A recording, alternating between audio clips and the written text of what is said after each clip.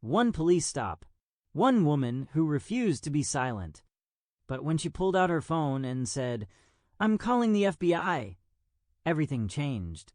Can one conversation stop injustice? Find out how this story shook the city. Before we get to the story, write down where you are watching this video, and now let's dive in. The summer evening in an Atlanta suburb was stifling, the air thick with the scent of hot asphalt and faint smoke from distant backyard grills. On Elm Street, where old oaks cast long shadows over the sidewalks, Nora Williams was driving home after a long day. Her aging Toyota hummed softly, and a faint jazz melody played on the radio. Nora, a 38-year-old social worker, was exhausted. She had spent the day at the community center, helping families struggling with poverty, her mind still lingering on one client, a young mother terrified of losing her home. As Nora turned onto a quiet street, blue and red lights flashed in her rearview mirror. A police car. Her heart raced. Though she knew she hadn't broken any rules, she carefully pulled over to the curb, turned off the radio, and lowered her window. In the silence, only the chirping of crickets and a distant dog's bark could be heard. Officer Greg Taylor, a man with a stern face and graying hair, approached slowly. His uniform was immaculate, but his eyes held a cold confidence. Nora noticed his hand resting on his holster, and her palms grew clammy. "Good evening, ma'am," Greg said, his voice even but laced with a hint of condescension.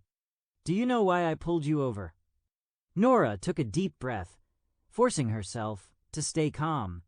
She recognized this tone, this situation. Her father, who grew up in the 60s, had drilled into her the importance of remaining composed when dealing with the police. "No, officer, I don't," she replied, her voice clear but gentle. "I was driving within the rules." Greg leaned closer, his eyes narrowing as he scanned the car's interior. "Your rear taillight is out. That's a violation. Show me your documents." Nora knew both taillights were working. She had checked the car just last week. But arguing now would be pointless. She slowly reached for the glove compartment, moving deliberately to avoid suspicion. "Here," she said, handing over her license and insurance. Greg took the documents, but kept his eyes on Nora. "Where are you coming from?" he asked, his tone sharper. "And what's in that bag on the back seat?" Nora felt a knot tighten in her throat. The bag held only work files, but she knew any answer could be twisted against her. "I'm a social worker, coming from work. The bag has work documents." Greg snorted, as if unconvinced. "Step out of the car, ma'am. We need to check." Nora froze. Step out of the car? This was no longer a routine stop. Her pulse quickened, but her mind stayed clear. She wouldn't let fear take over. "Officer, I haven't broken any laws. Why do I need to get out?" Her voice was calm, but there was a firmness in it now. Greg's brow furrowed, his hand tightening on his holster. "I said get out. Don't make this harder than it needs to be." At that moment, Nora realized the situation was teetering on the edge. She saw it in his eyes, a mix of prejudice and power he believed was his right. But Nora wasn't defenseless. She knew her rights, knew how to act. Her hand slowly reached for the phone on the passenger seat. "What are you doing?" Greg snapped, his voice rising. "Making a call," Nora replied, not breaking eye contact. She dialed a number and raised the phone to her ear. "Who are you calling?" Greg stepped closer, his tone almost threatening. Nora looked him square in the eyes, her voice steady but laced with strength. "The FBI." Greg froze. For a moment, his confidence faltered, but he quickly regained his composure. "The FBI?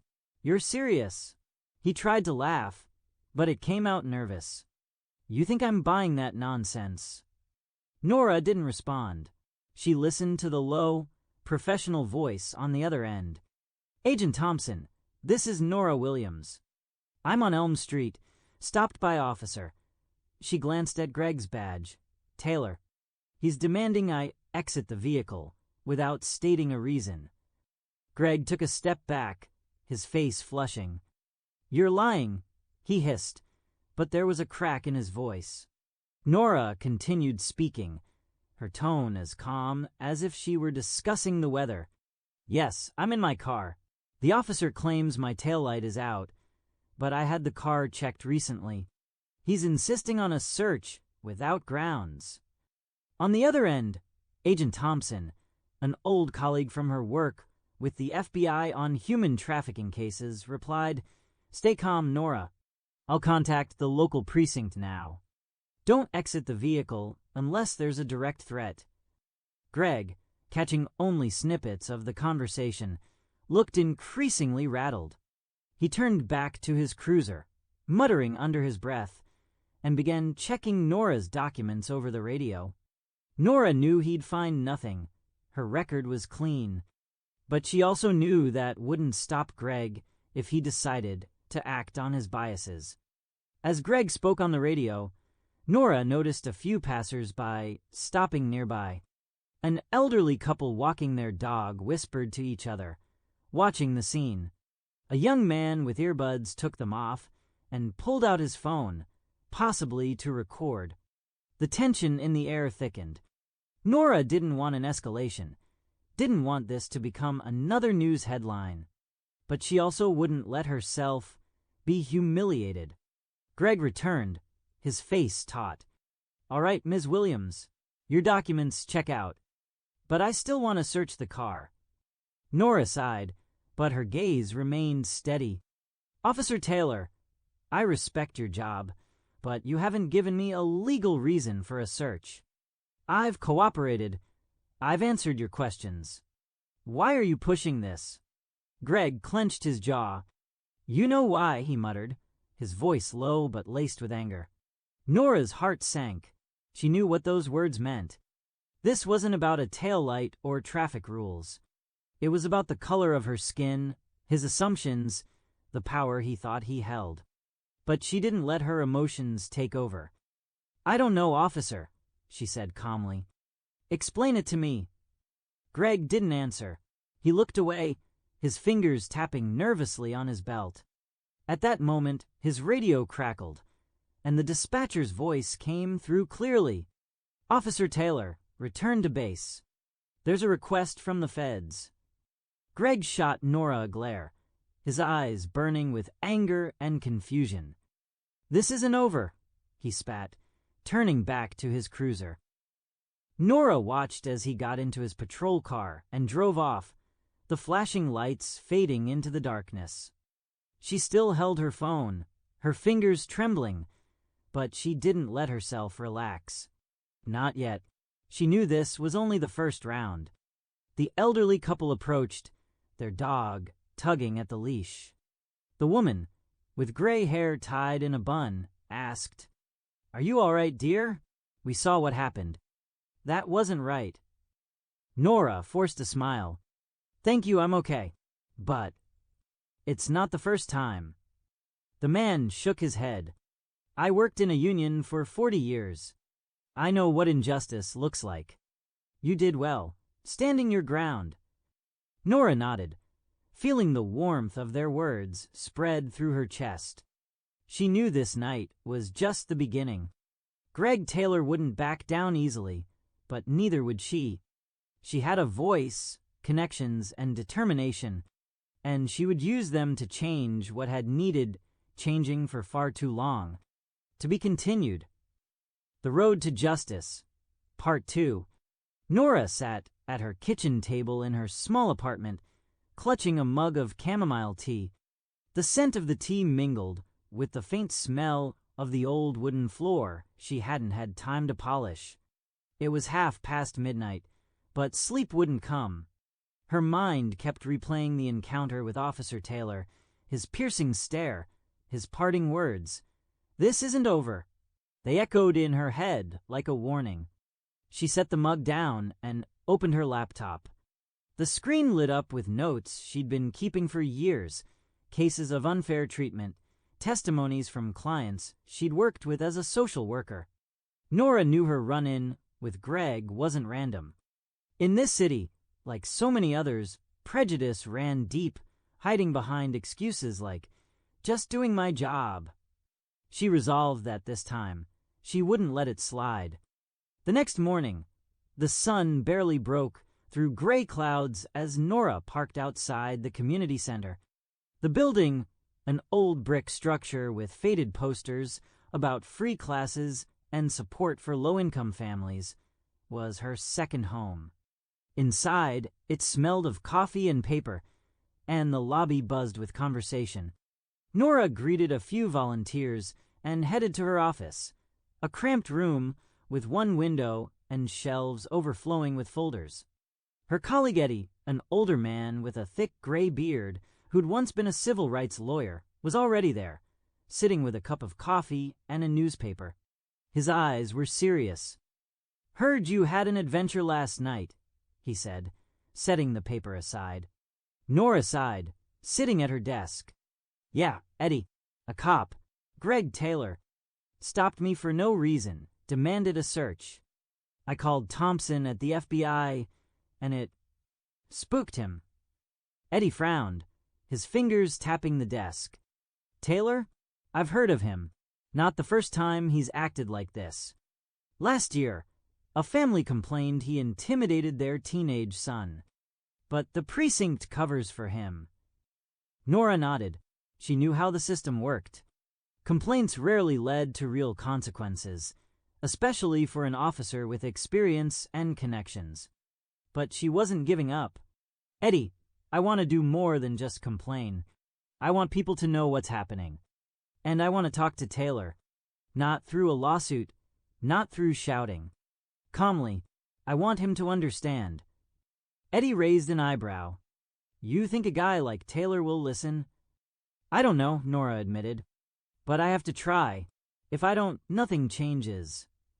Eddie smiled, a glint of respect in his eyes. "You remind me of myself when I was younger. All right, let's think this through. We've got connections in the community, people willing to speak up.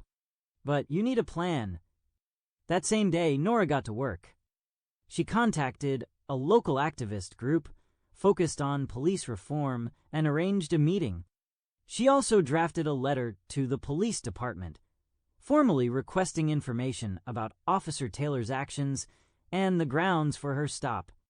The letter was polite but firm, citing laws and her rights. She knew it might stir up trouble, but she was ready. A few days later, Nora got an unexpected call from Agent Thompson. He reached out in the evening as she was driving home. "Nora, I talked to some folks at your local precinct," he said. "Taylor's under scrutiny, but be careful. He's not the type to back down." "Thanks, John," Nora replied. "I know what I'm doing." But deep down, she felt uneasy. Taylor wasn't just an officer. He was a symbol of a system that let people like him act with impunity. And she knew her actions could have consequences. That evening, as Nora parked outside her building, she noticed a patrol car stationed across the street. Her heart raced, but she forced herself to get out of the car and walk to her door. In the cruiser's window, she saw Greg Taylor. He didn't get out, didn't say a word, but his stare was heavy, a silent warning. The next day, Nora organized a meeting at the community center. The room was packed, elderly couples, young activists, a few local reporters. The air smelled of coffee and cookies brought by a volunteer. Nora stood at the front, holding a microphone. Her voice was calm but powerful. "I'm not here to accuse every cop," she began. "I'm here to tell my story. I was stopped for no reason. I was made to feel like a criminal because of who I am. And I know I'm not alone." People in the room nodded, some whispering to their neighbors. An older woman in the front row, with gray hair and glasses, raised her hand. "My grandson," she said, her voice trembling. "He's been stopped 3 times this month. He's scared to drive in this city. What can we do?" Her eyes. "We can speak. We can demand change. And we can show we're not afraid." The meeting lasted 2 hours. People shared stories, offered ideas, from petitions to police training programs. Nora felt the energy in the room growing, saw people who'd once stayed silent finding their voices. But she knew this was just the start. A week later, Nora received an official response from the police department. The letter claimed the stop was lawful due to a technical issue with her car. No apologies, no explanations. Nora wasn't surprised, but it only fueled her resolve. That same day, she learned that Greg Taylor had filed a complaint, claiming she'd threatened him by calling the FBI. It was absurd, but Nora knew it was his way of protecting himself. She contacted a lawyer recommended by Eddie and began preparing for a potential fight. But Nora didn't want a war. She wanted dialogue. Through Eddie, she sent a message to Taylor, offering to meet in a neutral place, the community center, with a mediator present. She didn't know if he'd agree, but she felt she had to try. A few days later, Eddie called with news. Taylor had agreed. The meeting was set for the following week. Nora felt a mix of emotions: hope, fear, determination. She knew the conversation might change nothing, but she also believed even a small step could be a beginning. When the day of the meeting arrived, Nora stood in front of her mirror, adjusting her blazer. She looked confident, but her heart was pounding. She took a deep breath, recalling her father's words, "You're stronger than they think." With that, she headed to the community center. Greg Taylor was already there, seated at a table, his arms crossed, his face stone-like. Eddie sat nearby as the mediator, along with a few community members who'd agreed to witness. Nora sat across from Greg, her gaze calm but unwavering. "Officer Taylor," she began, "I asked you here not to accuse you. I want to understand why you acted the way you did, and I want you to understand how it affected me." Greg stayed silent, his eyes avoiding hers. But Nora didn't stop. She spoke about her experience, the fear she felt, how her clients faced similar treatment daily. Her voice was steady but filled with strength. When she finished, the room fell silent. Everyone waited for Greg's response. He slowly raised his eyes, his face tense.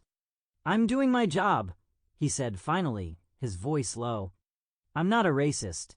I stop people who seem suspicious." Nora felt a spark of anger, but held it back. "And what made me suspicious, officer? My car? My job? Or maybe the color of my skin?" Greg clenched his jaw but didn't answer. At that moment, Eddie stepped in, suggesting a break. But Nora knew this conversation was just the beginning. She saw in Greg's eyes a mix of anger and uncertainty, and she believed, deep down, there was a chance for change. As the meeting ended, Nora stepped outside. The sky was clear, the air scented with freshly cut grass. She didn't know what would happen next, but she felt a lightness in her chest. She had taken the first step, and she knew she wouldn't stop. To be continued. The Road to Justice, Part 3. Nora stood on the porch of the community center, breathing in the cool evening air. The meeting with Greg Taylor had left her with mixed feelings. She hadn't expected him to immediately admit fault or change his views, but his silence, his tense expression, said more than words. She knew she'd touched something in him, though she wasn't sure what. The weeks that followed were intense. Nora continued working with the community, organizing meetings where people shared their stories of interactions with the police. The community center's hall filled up each time. Elderly couples, young activists, even a few off-duty officers in plain clothes who listened quietly. The smell of coffee and homemade cookies, brought by volunteers, became a hallmark of these evenings. Nora watched as people who'd once been afraid to speak found their courage. Her own story with Taylor had sparked a movement, and she felt the weight of responsibility to keep it alive. Meanwhile, Greg Taylor remained in the spotlight. Local journalists picked up Nora's story, and soon several outlets published articles about her case. Social media buzzed with posts tagged #JusticeForNora, and a petition for an investigation into Taylor's actions gathered thousands of signatures. Nora didn't seek fame, but she understood that publicity could force the police department to act. But the pressure had a darker side. Nora began receiving anonymous messages, from hateful comments online to letters sent to the community center. One, handwritten, contained a single sentence: "Stay away from the police if you want peace." Nora showed the letter to Eddie, who insisted she report it to the police. She agreed, but only if she could choose who to trust with the matter. She reached out to Captain Linda Harris, an officer with a reputation for fairness and openness. Captain Harris invited Nora to the precinct. The meeting took place in a small office that smelled of paper and cleaning solution. Linda, a middle-aged woman with short gray hair, listened intently as Nora spoke. "I know about Taylor," Linda said when Nora finished. "He's not the first, and sadly not the last. But I want you to know, I don't cover for my people when they're wrong." Nora nodded, her gaze steady. "I don't want him just punished, Captain. I want him to understand why his actions were wrong, and I want other officers to learn from this." Linda paused, tapping her pen on the desk. "That's harder than a firing or a reprimand. But I respect your approach. Give me time. I'll talk to him." That evening, Nora got a call from Agent Thompson. "Nora, I hear you've stirred up a hornet's nest," he said with a slight smile in his voice. "The FBI's keeping an eye on things. If Taylor crosses a line, we're ready to step in. But are you sure you want to keep pushing this dialogue? It could get dangerous." Nora sighed, looking out her window at the city lights. "I know, John, but if I stop, nothing changes." Weeks passed, and Nora began to see shifts. The police department announced new training on racial sensitivity for all officers, and Captain Harris personally invited Nora to speak to a group of recruits. She shared her story, sparing no details but avoiding blanket accusations. Her words left the room silent, but then a young officer raised his hand. "How do we act so people like you don't feel threatened?" he asked. Nora smiled, warmth spreading through her chest. "Listen, ask questions, and remember that behind every stop is a person, not just a suspect." Meanwhile, Greg Taylor stayed out of the public eye. He didn't respond to media requests, and rumors swirled that he'd been sidelined from patrol duties, though there was no official confirmation. Nora didn't know what was going on in his mind, but she hoped their conversation had left a mark. One morning, as Nora prepared for another community center meeting, an elderly woman approached her, the same one who'd witnessed her stop on Elm Street. Her name was Mary, and she held a small envelope. "This is for you," Mary said, her voice trembling with emotion. "My husband and I collected some money for your center. You're doing important work." Nora opened the envelope and saw a check for $1,000. Her eyes welled up. "Mary, I don't know what to say. Thank you." Mary squeezed her hand. "My daughter was a social worker, like you. She always said small steps lead to big changes. You remind me of her." That same day, Nora got a call from Captain Harris. "Nora, I'd like you to come to the precinct tomorrow. Taylor wants to talk. Just the two of you, but I'll be nearby if needed." Nora's heart raced. She didn't know what to expect, but agreed. The next day, she walked into the same office where she'd met Linda before. Greg Taylor sat at the table, his uniform replaced by jeans and a shirt. He looked older than she remembered, his eyes tired. "Ms. Williams," he began, his voice quiet, almost uncertain. I've been thinking about what you said, about how you felt that night." Nora stayed silent, letting him continue. Greg looked away, his fingers nervously gripping the edge of the table. "I grew up in a neighborhood where we were taught to fear certain people. I was trained that my job is to keep things under control, no questions asked. But I don't want to be the kind of cop people fear."